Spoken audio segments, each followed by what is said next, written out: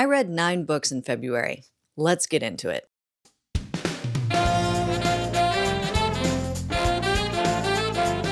Starting off with novels by independent authors, Slightly Different by A.J. Hough. Extra points on the title pun. This book is an urban fantasy revolving around a fire-wielding magician and dangerous superhuman shadow organization. It was very fast-paced and I enjoyed the mixture of like practical magic with real magic. It was a very good idea. My only caveat is I feel like it should have gone through a few more rounds with an editor to flesh out a few things, but otherwise, good concept. The Three Beasts and the Unicorns by Sally E.K. Warner. It's a late Mesothelic tale where mythical creatures still existed. Just like Slightly Different, I feel like this was a very wonderful concept because back in the day, histories were passed down through word of mouth, so who knows, maybe mythical creatures did exist back then. However, it too needed a few more edits. It was a bit choppy and the plot bounced around a little bit and I got a little lost. But again, it was a really good concept. My final indie read of February was Testing the Prisoner by Giunta, paranormal thriller mystery, and this one was my favorite indie read of February. Daniel, the main character, is literally haunted by the darkness of his past. This book was very thought-provoking, and despite the chilling nature of it all, it was a wonderful message of forgiveness. Just a heads up, there's some pretty heavy material in this, specifically abuse, verbal and physical, as well as some chilling images, just an FYI. But it was very well written,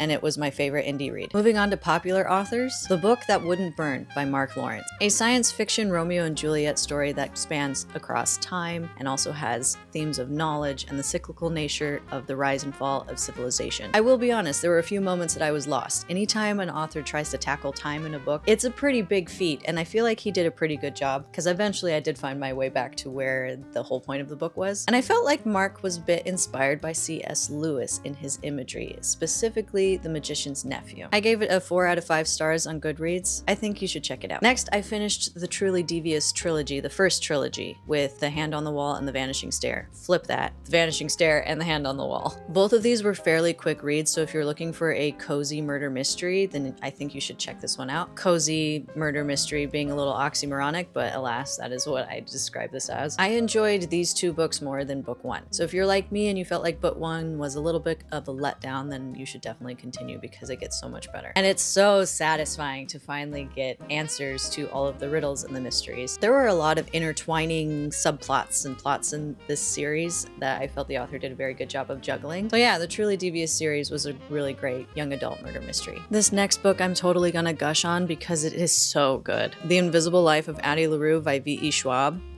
Chef's kiss. The writing in this is so poetic, and I have never related more to a character than to Addie. Her fears on life and making sure you're living it to the fullest and all the time.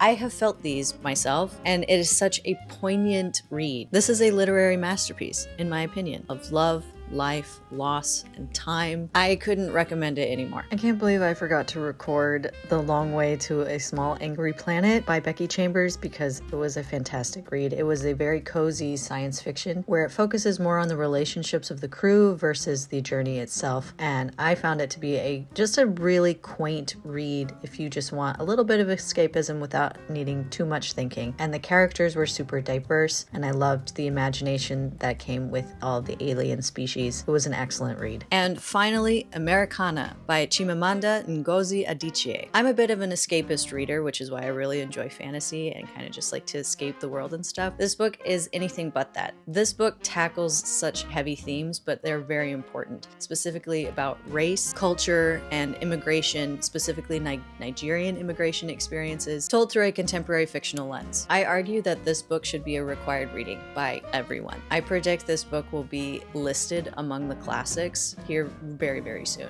You got How to Kill a Mockingbird, When the Caged Birds Sing, then you have Americana. It's going to be listed there because it is very good, very thought-provoking, and I highly recommend everybody read it. What was your favorite read in February? If you're looking for another read, there's over 1,800 independent authors listed in a PDF in my bio that you can go check out. And as always, happy reading.